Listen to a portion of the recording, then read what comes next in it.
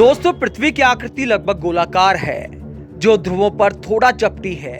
हम सब ये तो जानते हैं कि पृथ्वी के ऊपर क्या है, लेकिन ये नहीं जानते कि पृथ्वी के नीचे क्या क्या है, किस रूप में है और ये हमें कैसे पता चलता है। तो दोस्तों, आपने कभी घर पर प्याज काटा होगा, तो जैसे प्याज की अलग अलग परत होती हैं, ठीक वैसे ही हमारी पृथ्वी की भी अलग अलग परत होती हैं। पृथ्वी की आंतरिक संरचना कई स्तरों पर विभाजित है। पृथ्वी की आंतरिक संरचना के 3 प्रधान अंग हैं। ऊपरी सतह यानी भूपरपटी, जिसके बाद मध्य सतह यानी मेटल और आंतरिक सतह यानी धात्विक कोर। हम जहाँ रहते हैं वो सबसे ऊपरी परत है, जिसे भूपरपटी कहते हैं। पृथ्वी पर सबसे उच्चतम बिंदु पर माउंट एवरेस्ट है, जिसकी ऊंचाई 8,848 मीटर है। दूसरी ओर सबसे निम्नतम बिंदु प्रशांत महासागर में स्थित मारियाना खाई है, जिसकी समुद्री स्तर से गहराई 10,911 मीटर है। पृथ्वी के कुल आयतन का 0.5% भाग भूपरपटी का है। भूपरपटी यानी क्रस्ट की मोटाई 8 से 40 किलोमीटर तक मानी जाती है। पृथ्वी पर महासागर और महाद्वीप यानी कि जहां हम रहते हैं, वो सब केवल इसी भाग में स्थित है और यहाँ का तापमान अलग अलग जगह लगभग 500 से लेकर 1000 डिग्री तक हो सकता है। अब थोड़ी गहराई में जाते हैं।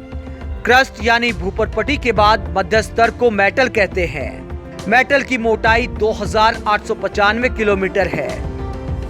दोस्तों, इसकी बाहरी परत को लिथोस्फीयर कहते हैं और इससे होते हुए ही गर्म लावा ज्वालामुखी के द्वारा बाहर पृथ्वी पर पहुंचता है।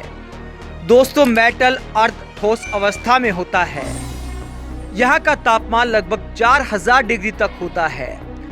अब जब हम और गहराई में जाएंगे तो पृथ्वी का सबसे अंतिम भाग, जिसे हम कोर कहते हैं, वो आएगा और उसके भी 2 भाग होते हैं, बाहरी कोर और अंदरूनी कोर। बाहरी कोर सतह के नीचे लगभग 2900 से लेकर 5150 किलोमीटर तक फैला हुआ है और आंतरिक कोर लगभग 5150 से 6371 किलोमीटर पृथ्वी के केंद्र तक फैला हुआ है। बाहरी कोर की विशेषता ये है कि ये तरल अवस्था में है, जबकि आंतरिक कोर का पदार्थ ठोस पदार्थ की भांति व्यवहार करता है। इसकी गहराई लगभग 1255 किलोमीटर है और यहाँ का तापमान लगभग 6000 डिग्री तक होता है। दोस्तों, कोर का निर्माण लगभग 88.8% आयरन से होता है।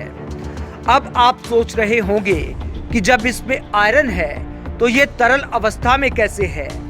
तो दोस्तों, आपको बता दें कि इस कोर का तापमान लगभग 6000 डिग्री तक होता है और आयरन 1500 डिग्री पर पिघल जाता है। और दोस्तों, इसी आउटर कोर के कारण ही पृथ्वी पर मैग्नेटिक फील्ड्स बनी हैं, जो हमें कंपास का आसानी से इस्तेमाल करने में सक्षम बनाती हैं। दोस्तों, पृथ्वी का निर्माण iron 32.1%, oxygen 30.1%, silicon 15.1%, magnesium 13.9%, sulphur 2.9%, nickel 1.8%, calcium 1.5% और एल्युमिनियम 1.4% से हुआ है। इसके अतिरिक्त लगभग 1.2% अन्य तत्वों का भी योगदान है। कोर का निर्माण लगभग 88.8% आयरन से हुआ है। भू रसायन शास्त्री FW क्लार्क के अनुसार पृथ्वी की भूपरपटी में लगभग 47% ऑक्सीजन है।